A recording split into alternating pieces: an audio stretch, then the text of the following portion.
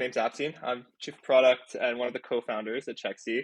A little bit of background about myself. So, previous life, I was a management consultant, kind of at the intersection of AI analytics and strategy. So, very typical management consulting, a little bit more focused on the analytics Mhm, space. I left my job, gosh, approaching a year now, to mhm, dedicate myself full time to building out Chexy. Little bit of an elevator pitch. What do we do? So I mentioned just a second ago, but we're essentially a online platform that allows tenants, residential tenants, to pay their rent digitally while earning rewards and building credits on those payments. And the inspiration really was actually based in my co-founder's experience moving mhm, from Vancouver to Toronto. So she relocated here not long ago, and we were having a discussion over some beers one day, and just a really painful process. And to me, like, I had heard this 100 times before. I've experienced it mhm, myself. It's something I hear about from my friends all the time. I'm sure if you eavesdrop in like a cafe or a bar somewhere, like somebody somewhere is talking about the annoyance of renting in the city. And we started kind of thinking about stuff. We're both economists by mhm, trade, and so kind of getting through the mechanics of what's going on. Why does it suck so bad? Is there a technology solution to be had here? And yeah, we thought we were onto something, and the rest is a bit history. Um, mhm, yeah, so that's kind of high level, mhm, a little bit about myself, a little bit about the company. mhm. And it means not very common for like going from like management consulting to startups. Typically, from a lot of the founders I met, they want to become a consultant, and they're like, "Darn, I have to become an entrepreneur." So you kind of went the Yeah, opposite way. Or typically, founders when they exit, they become consultants. Were you always interested in the entrepreneurship ecosystem, startups? Did you have the lawnmower business as a kid, or did you something you more kind of fell into once you got more experience within the corporate world? yeah, that's a great question. It's hard to say really if I've always had the entrepreneurial bug. I think a part of me always has wanted to build something. Um, I think actually one of the things that I really missed in the consulting world, and I'm sure a bunch of my Mhm, peers would agree on this. You're a bit detached from the outcomes. So you go in, you kind of dissect the business mechanics, kind of work on a case, right? Very theoretically, but mhm, you're often not there long enough to kind of see what are the results of those recommendations. And even if you are, you don't really own them, right? And mhm, unfortunately, there's quite a bit of a chain of command in these things once it comes to implementation. And so, even if you had a great strategy, it kind of becomes a bit of a blame game when things don't go well, or even when they do go well, right? It's hard to know if that was really you. And so that was, I think, the major appeal of mhm, entrepreneurship. Did a bunch of like really silly things as a kid, mhm, which is why I said I think maybe I've had this for a while in me. I remember even at like summer camp back in the day, um, I was a bit of a weird kid. I didn't really like candy too much, but they incentivize good behavior with candy for the most part, right? So if mhm, if you did well or if you won a competition, you got candy, and I figured, well, there are other people here who enjoy this far more than I do. Maybe I mhm, could trade this for something else. And funny little story. Like my brother and I built a little bit of this candy arbitrage empire back mhm, in our camp days, and so yeah, maybe it's been there for a while. But yeah, I will say though, I do think consulting was a great place to start a mhm, career, um, especially for those who aren't quite sure exactly what they want to focus on yet. It does give you that breadth of exposure. I think that was immensely valuable to me, kind of figuring out my footing, mhm. what's out there, even. Like you kind of go into your career blind a little bit, right? You have a sense of what's available to you, but you don't really know until you're in it. And so, yeah, I have no regrets about my time there. In fact, I think it's helped immensely in my startup journey, but I think I always knew I wasn't going to stick to the Mhm. consulting route forever and ever. I don't think partnership was on the table for me.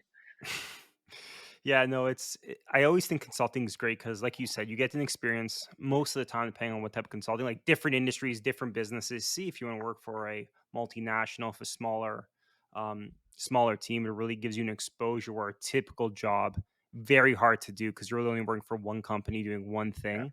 So the way to open up your landscape is like irreplaceable. And what you said about not seeing results is a common thing. yeah, I find with consulting a lot, or a lot of people's gripes, I guess, is one of the things they tend not to like is the fact that you put all this effort into creating something, and then you kind of have to step away and say, hey, if it works or doesn't work, you don't really get to see the effort you're putting in, which is the complete opposite of almost a startup world where good or bad, it's always your fault to yeah, some extent as the founders or early stage employees. So it's almost night and day. So, totally. when you were how did you go from, working consulting then to starting this business? Was there a transition period? Was it something you were working on the side? How did you make that leap from the semi-safe world of consulting? Not really the Yeah. safest, really up and out a little bit, but like kind of what made you do that transition or how that transition go? Yeah, yeah, that's actually a great question. It definitely didn't happen overnight. I think my co-founder and I, we, like I said, like she had moved here about a year Mhm, ago, and we were kind of going back and forth on this mhm, project. We thought, okay, like let's give it a good kick at the can. This was what we were both in our job. She's a mhm, finance background, and so yeah, we got together on weekends. We tried, doing some early validation, mhm, some of that, you know, all that good work that you do early days in a mhm, startup. And I think pretty quickly we came to the realization that this really wasn't going to go anywhere unless we gave it a little bit more energy. mhm, Unfortunately, consulting or finance isn't exactly known for the amount of free time it affords mhm, you, right? And so we realized, okay, there's obviously a bit of an obstacle there, and so the real question became, what does a world away from our jobs look like, and mhm, when would we be ready to kind of leave that and focus on this full time? And I like to be completely blunt, right? A big part of the equation is just money and stability, right? We mhm, realized, okay, like we're both still fairly young, but by virtue of that, it's tough to have an extremely long runway mhm, to give yourself, the amount of time that you might need to get things off the ground. And so we're kind of looking at some of these accelerator programs, figuring, okay, this might be an interesting avenue for us. It would at least solve part of the money equation, and more importantly, I think, is it would give us the signal we might need in order to really accelerate things a little bit. And so, yeah, we started applying, and ultimately we landed with Antler. So they're kind of like, they're a VC. They come at the earliest stages, mhm, right? Almost even like pre-idea. Their whole philosophy is they invest in founders, right? And the premise there is, they try to get founders to kind of meet each other, ideate on things together, and then ultimately, hopefully you get a couple of interesting businesses that are born out of that, and there's an investment component, right? So getting getting into the Antler program was huge for us. We figured, okay, that at least solves the signal mhm, problem. We think we might be able to move a bit quicker that way, just appear a little mhm, bit more legitimate. And yeah, at that point, we kind of had a good heart to heart, asking ourselves, okay, are we going to do this? Are we mhm. going to leave our jobs and pursue this full time? And I think ultimately it just came down to, I think the regret of not pursuing it would have been far worse than Yeah. the regret of this kind of blowing up in our faces. And so it was a tough decision, but I think it was also an easy one at the Mhm. same time. And what did you enter into Alien with like the same idea you had today, or was it completely different? Absolutely not. Yeah. It's interesting. You hear this a lot early days in a startup, and I remember not truly believing it. Uh, Now I'm the number one advocate of this. Your startup or your idea will take 500 different shapes Mhm, until it's more or less recognizable, by the mhm, general public for like an extended period of time. No, we had originally started thinking, why isn't there sort of an Airbnb solution for long-term rentals, right? Like it seems to mhm, work really great for vacations, short-term rentals, but why don't we have that as kind of a status quo way of going about your rent? mhm, Seems like fairly transferable. Time horizons are a bit different, and we started kind of diving into the real estate industry. mhm, Realized, okay, there are good reasons for for why this doesn't exist yet, and so we started kind of taking a stab at that and realized quickly we'd probably bitten off far more than we can chew. mhm, Um, so we're still looking at rentals. I think that hasn't changed. Our ultimate vision has never really changed. We still do want to kind of simplify the renting process and make it work mhm, for all parties, right? But ultimately, especially the tenants, right, who seem to have kind of suffered the most in this equation. Um, I think it was just a matter of really just narrowing the scope. And so my co-founder, I mentioned, she has a payments background. I mhm, have a data background. We figured payments would be like a really interesting thing to start out. We've done a bunch of case studies on this, and turns out it was, we had a thesis about this, and mhm, other people had tried. It seemed nobody's really looked at the payments routes to really trying to penetrate mhm, this market. And we figured, okay, like we seem to have the backgrounds, kind of understand how this works. Why don't we just focus on that? It'll also allow us to really just focus on one stakeholder. In this case, it'd mhm, be the tenants, right? I can get into why the landlords aren't as relevant in the equation just mhm, yet a little bit later, because I don't think it's always obvious. But Yeah, essentially, we've really narrowed things down. I think there was a point where we were thinking about issuing cards. Now we're thinking, Mhm. okay, maybe we don't issue the cards, we just do strict payment processing. That kind of changed how we went Mhm. about rewards and all these different things. And I'm sure things will continue to change as we Mhm. move forward. But yes, to summarize, it is not the thing it was at the onset, but it does Mhm. remain kind of in the same space with the same vision.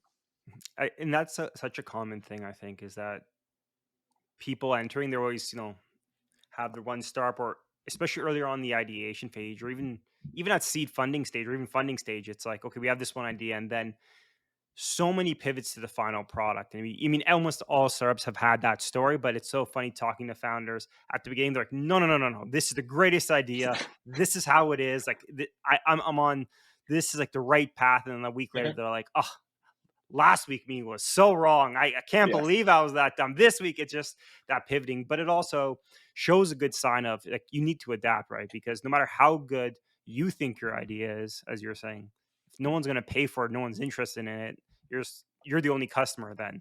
So I think that's exactly. like a humbling experience, but also pretty interesting to like navigate, kind of trying to find that perfect product market fit or perfect market to really develop a product to solve a real problem that many Yeah, people face. yeah, exactly. Mhm. So I know I think in one of your interviews I saw, especially with Antler, you're talking about initially you were maybe considering doing like a marketplace or double-sided marketplace, Yeah. and then that pivoted. Marketplaces seem to be like all the rage. Like everyone starts off with a marketplace idea and then typically pivot to something else, or a little bit more linear with how you're going to make, or straightforward how Mhm. you make revenue. Why do you think marketplaces are such a common place to start when trying to create a startup?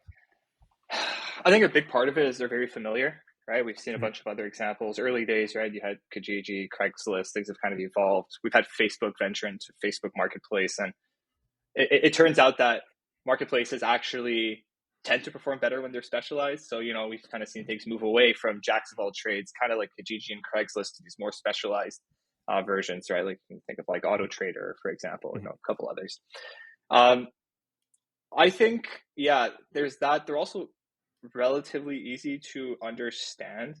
So from a going to market perspective, at least from that side of things, it's fairly easy to explain your value prop, right? Like you go to somebody and, in our case, we're doing rentals. Mhm. We essentially tell them, hey, like you can find a rental on this. And we've actually totally streamlined the process. So you can, Mhm. break things down into phases. Your search phase, we take care of it. If you want to book a viewing, you can do that through the same Mhm. platform, submit an offer, same thing, payments, etc., all of it. So kind of try Mhm. and capture the entire life cycle. Um, Turns out they're very, very difficult to launch. And a big problem there, which is a huge classic, I think, is a chicken and egg problem, right? Mhm. You have these two stakeholders that kind of need to come to the table at the same time.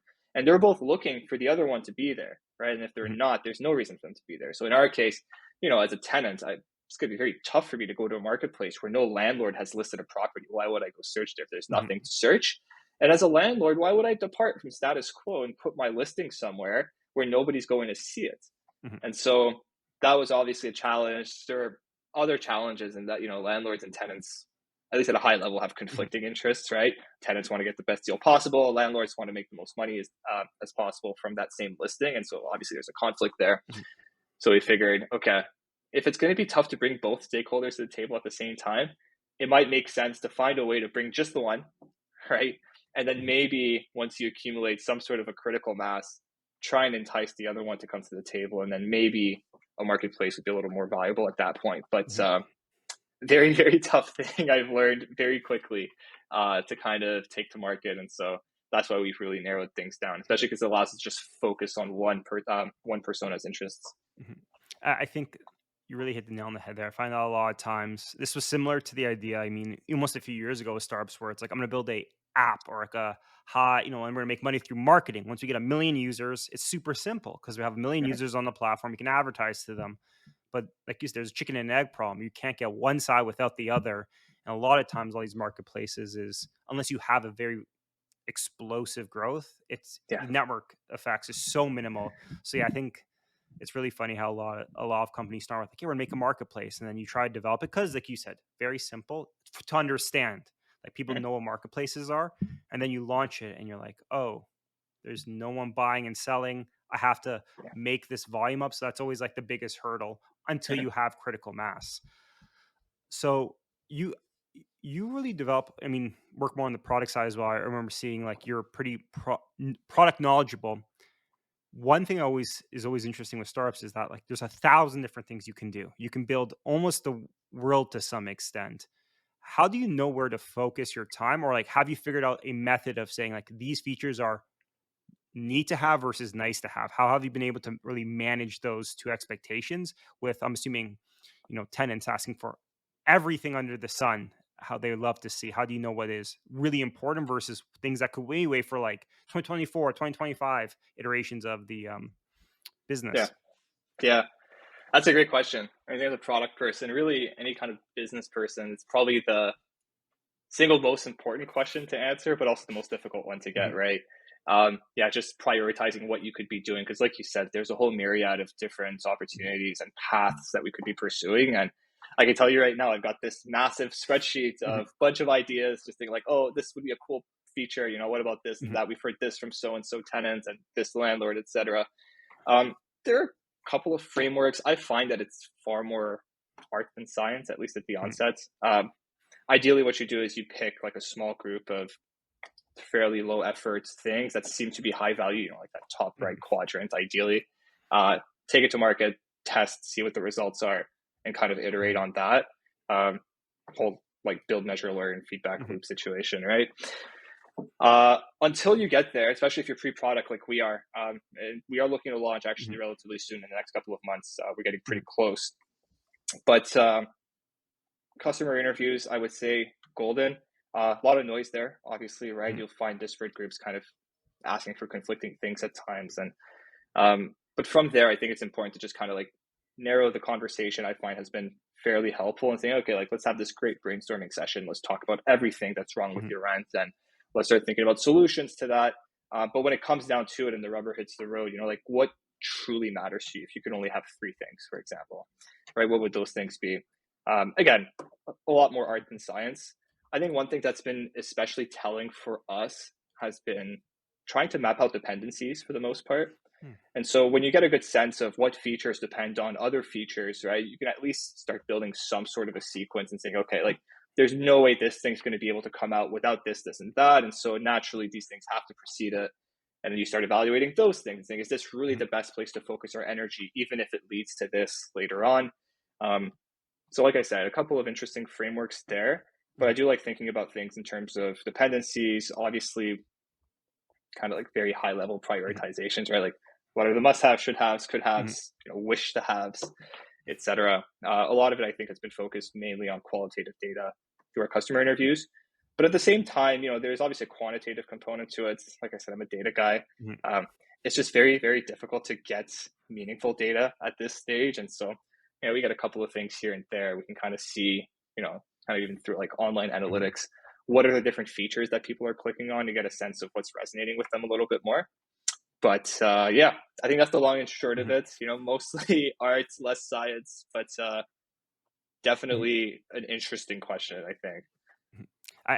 It's always a hard question to answer because until it's made to some extent, you truly don't know how well it'll be interpreted. I think it's one of Exactly. those things like on paper, you can have all data in the world, but in practice, it can be 9-day difference.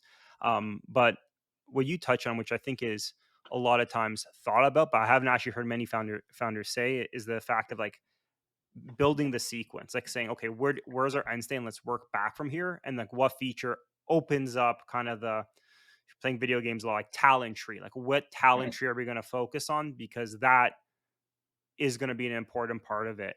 But yeah, I think early on it is a little bit of an art because until things are built, but obviously until things are really, really specialized, it's hard to know like what someone tells me this is, and I mean, you've probably seen this as well. People say this is the most important thing to me, number one priority, but it sometimes could be a symptom, not a real problem.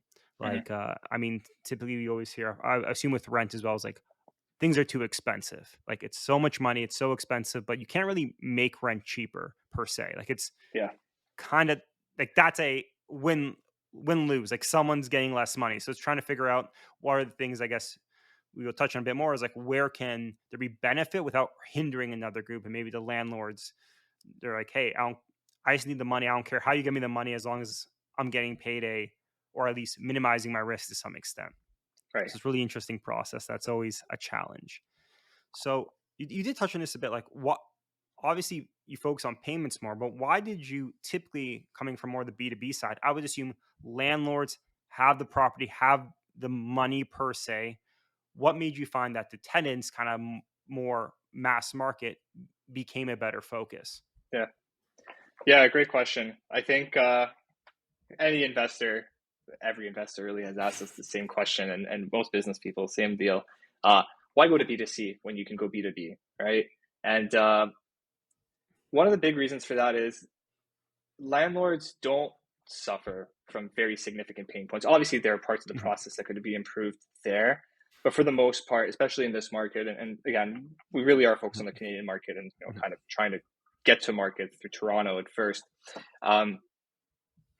It really is a landlord's market, right? These are price setters. The demand grossly outstrips the supply of properties. That's a whole other can of worms, I think, for another day. So there's that.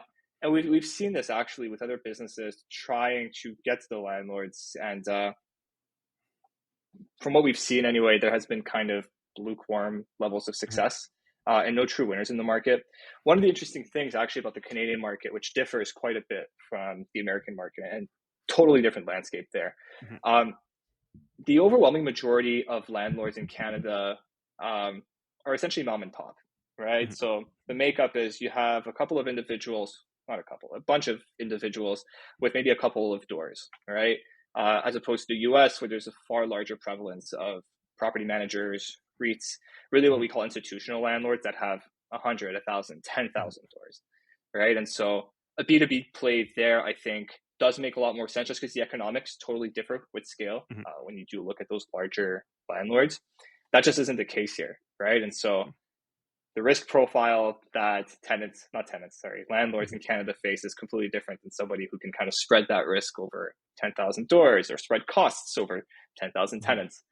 And so because of that, we found it kind of difficult to get to landlords, huge reluctance to change as well, unless you can show them sort of an order of magnitude improvement on the current process.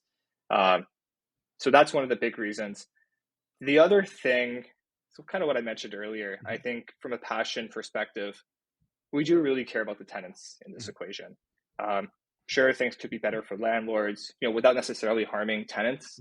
But I think central to our philosophy is, we are tenant first. We are trying to kind of move the needle on, even affordability. It's just a super tough one. Like you said, market forces will be market forces. It's hard to really change rental prices, but what if we can get some sort of rewards on your largest monthly expense? Every time I go to the grocery store, over a year, maybe I get a flight somewhere, right?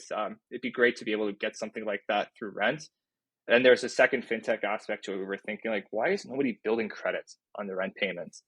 Build credit on your mortgage, right? Which is housing. And of course, we can get into the nitty gritty of how that might differ from rent. But ultimately, a rental agreement is still a contract between you and your landlord over a long period of time, right? And it isn't actually recorded until you get there. And so, there's still sort of a credit, quote unquote, risk component. And it seems like the credit bureaus are actually starting to make some progress on that. Equifax just recently created a framework for that. I think Borrowell was one of the first to market in terms of starting rent reporting. And it seems like a bunch of other startups are kind of following suit. And I think tenants stand to win quite a bit, especially when you think of newcomers to the country, right, who come in with no domestic credit history. And, having such expensive rent prices really limits your ability to even go and get credits, not least because you don't have a credit score, but also any credit that you do have, it's kind of tough to allocate to other things because rent's already taking such a huge chunk of your budget, right? And so,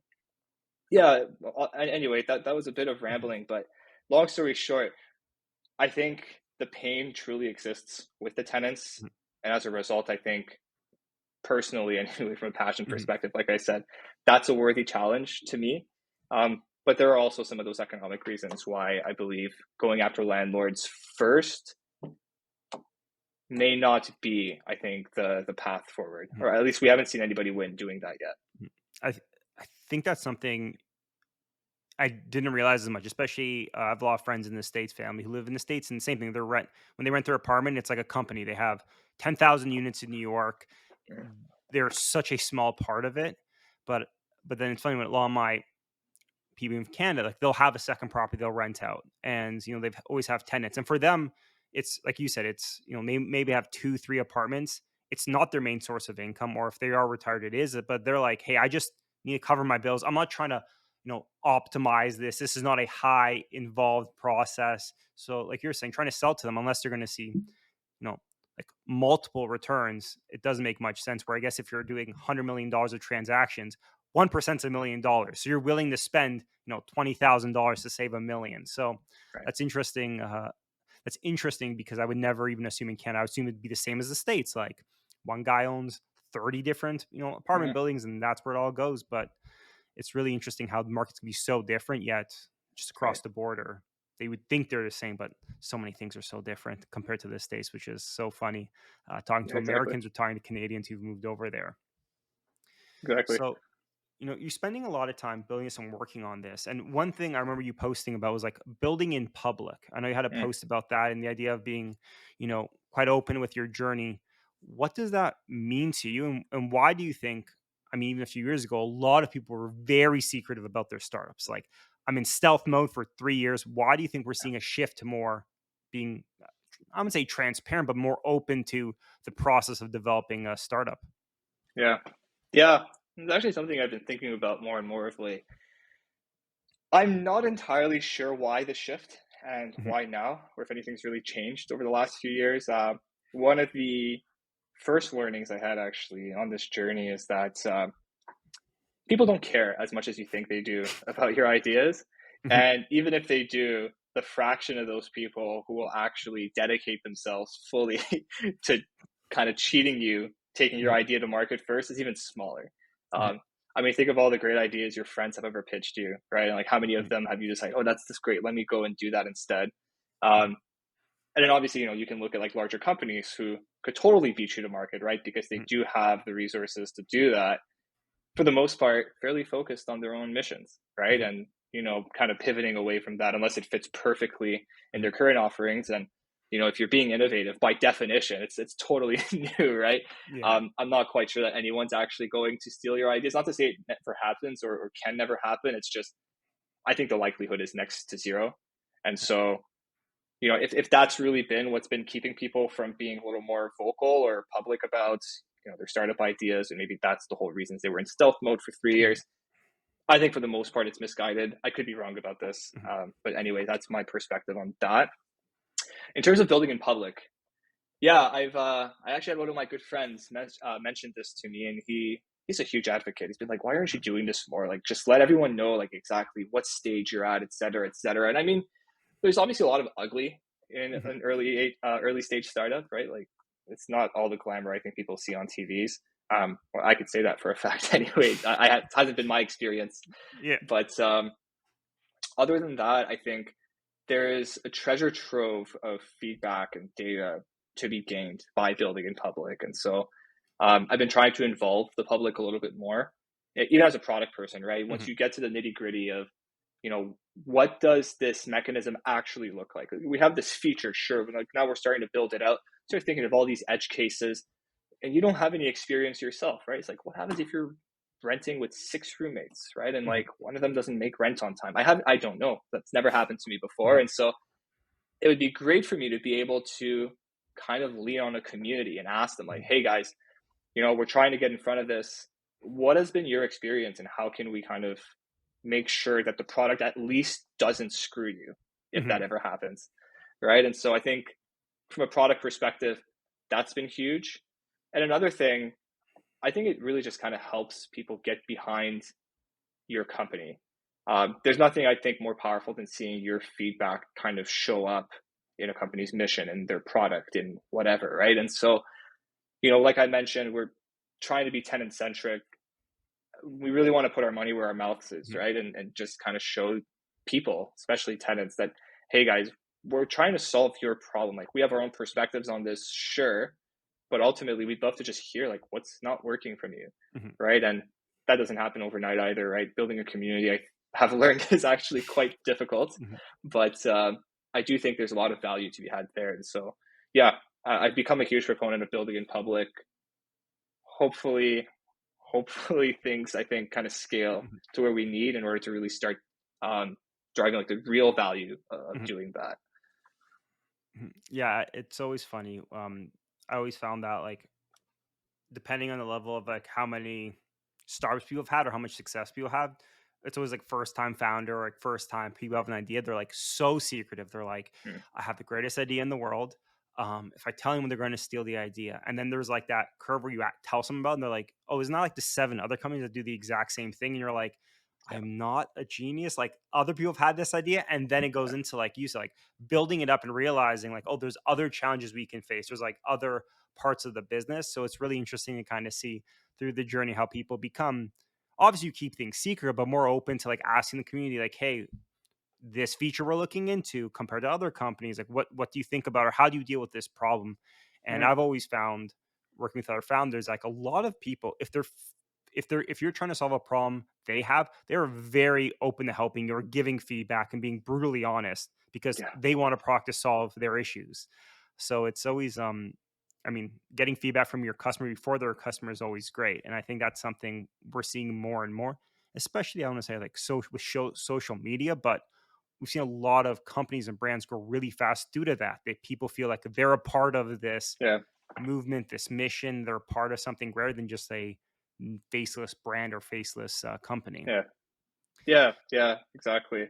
I think like I don't know, a huge thing for me is, things to me seem to be moving away from kind of selling customers a specific product and more so Mhm, to really building some sort of platform or community where folks mhm, just kind of come to and get their problems solved, right? Or like mhm, something that they can rely on consistently. And, you know, at the end of the day, I think it does have to be from the people for the mhm, people. And so, yeah, the more I can engage folks, the better.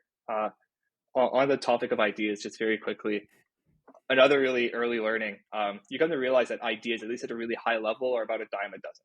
Right. I'm sure there's maybe another like 10, 20 other founders like mhm, working on the exact same thing that we're thinking about. mhm, And you learn to make peace with that early because ultimately I think startup success is really determined by execution. mhm, All right. Like of course, there's a certain amount of validation that needs to be done to make sure that, you're not completely off your rocker with your mhm. idea. You're not trying to like do something that nobody wants. Great. But yeah, ultimately just executing on that vision. There's like a million different ways you can go about the same challenge, right? And so I think that's really the differentiator. So I'm not so worried Mhm, about others having the same idea because they almost certainly do. mhm. And that's what you touched on is kind of interesting because I think if you look at any business or like any multi-billion-dollar success story, there's like many versions of it. Like there's Uber and Lyft, which if you maybe ask the employee of those companies, they're completely different. They're not the same. They're to me, they're the exact same program, yet they're both worth billions of dollars. So I think it's the idea you said is really the execution and the fact that the world's quite large. So if you're like, it's not that everyone can survive, but the fact that there's always room to grow to some Right. extent, and especially if it's a brand new idea, like rising tide lifts all ships. Like if people are Right. like, "Oh, I've heard of this idea before. I'm familiar with how this works. I'm more open to exploring your product." And then at a certain size, then it gets hyper competitive because then you're really trying to take customers from one another. But early on, everyone's just like, "Hey, we just need to get this into the market so consumers are aware that there are products out there that can solve these issues." Yeah, So, 100%. and you're really in the I mean pretty early stages now, and one thing that's always interesting you always hear is that like there's work life balance. Now everyone has a different definition of what it is. Some people say it's the amount of hours work, some people say it's the energy you have when you get home. How do you deal with work life balance, and do you feel like, I guess, yeah, I just keep it quite open, like what are your views of work life balance and how do you feel you have some balance in your life to prevent burnout? Yeah.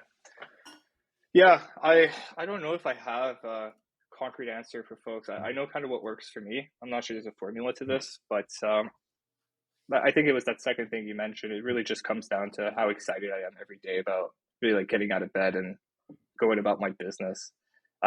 And so far, I think it's been pretty good. There are obviously ups and downs. mhm, Startup life is very much like a roller coaster, right? mhm, And some days are tougher than others. Other days are the greatest days of your life. mhm, But for me personally, I think prioritization has become far more important than it was in the past. I find I have a little bit less free time than maybe I used to have, to do other things, social activities, etc. So definitely a lot of soul searching, trying to Mhm. really understand, okay, what is fundamentally critical to me? What are the things that I will not compromise on, push come to shove, right? And I don't know how specific you want me to get, Mhm. but I don't know. Like I play tennis, for example, right? That's very important to me. I would be very sad and miserable if I couldn't play tennis every now and then, right? Or to stay active in some other shape or form. Mhm. So I realized, okay, that's a non-negotiable. I need to find a way to do this, whatever happens.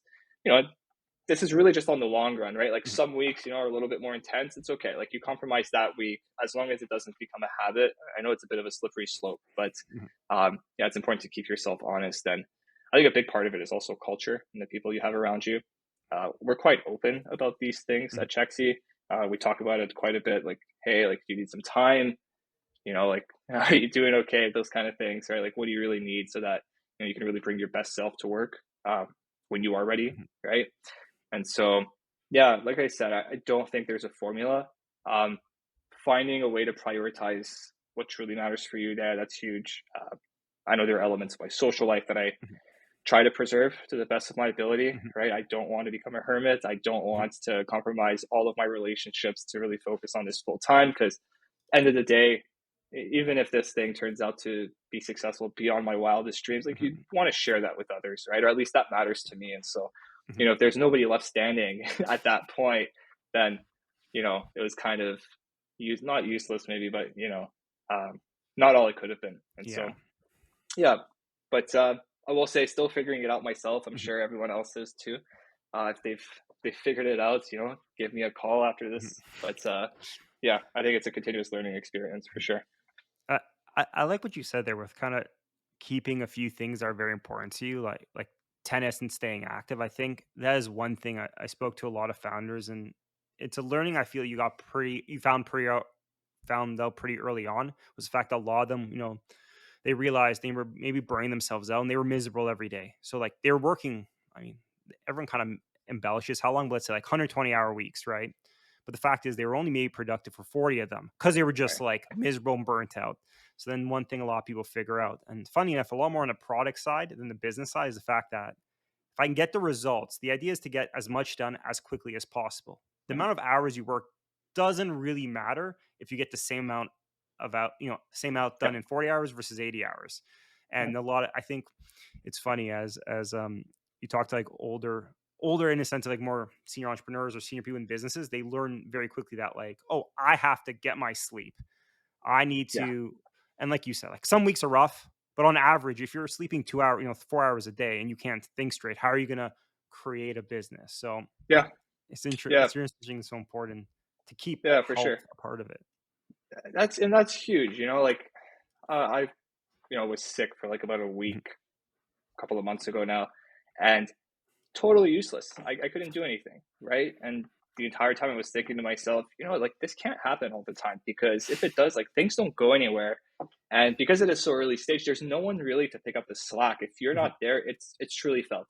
And so yeah, that becomes part of the optimization problem there. It's like how do you keep yourself in good spirits, healthy enough to kind of keep Mhm. going consistently, right? And rest is a huge part of that equation I've learned early on. And I think, yeah, to your point, optimize on outputs. Don't look at the inputs as much. I think those are typically vanity metrics and little things that we may like to flex to our friends for whatever Mhm. reason. Oh, I did 100 hours. Oh, but I did 120.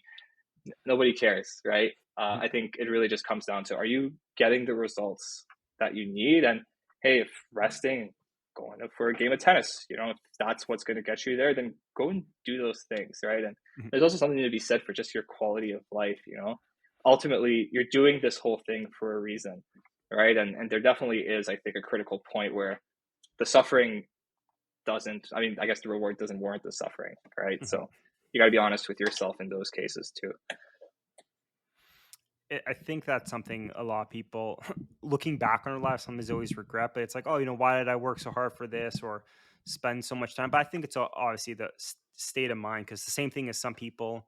I think also one thing people don't realize, or it's uncommon, is realize like what you might find as suffering may not be suffering to someone else. Like some other Mm, people may not like being social, and they're just like, hey, I just want to work on this because I find creative passion. So like Yeah, you said, it's finding your own path, because it's not one size fits all for anything in life. And I think how your work life balance, or how you balance that, is super personal, and learning that early on is so much more helpful. So you are energized and kind of without getting too like boring in life, right? It's all about a calculation. Pretty much optimizing your life for yeah, success and happiness is truly important. hmm yeah, exactly, exactly. And the journey matters, right? Like, Mhm, ultimately, the goalpost I find with anything, right? Like, we're happy for all of 2 seconds and we achieve mhm, something great, and then it goes a little bit further. mhm, So if you really learn to just enjoy the journey, I think you'll just, on the balance, be far happier. And yeah, that's what I've been trying to do for the most part. mhm. And if people want to kind of follow along and learn more about your story, what's the best way to get in contact, kind of follow along, and really enjoy the Chexy's journey? Yeah, yeah, good question. So I've been trying to be more active on LinkedIn. Have not been doing as good a job of late because things are ramping up quite a bit. But ultimately, I'm always open to discuss. So definitely, Mhm, follow me on LinkedIn. We do have a blog on the Chexy website. You can follow it there as well. We kind of talk about our features, some best practices when it comes to renting. We are trying to provide value early in that sense, right? In terms of, like, if you're a first time renter, what could you expect, right? Or like, what is your landlord allowed to ask you, et cetera, et cetera. So, yeah, you can find us at chexy.co as well. And yeah, I would say those two things mainly. And, we're obviously on Instagram and all the other ones mhm. too.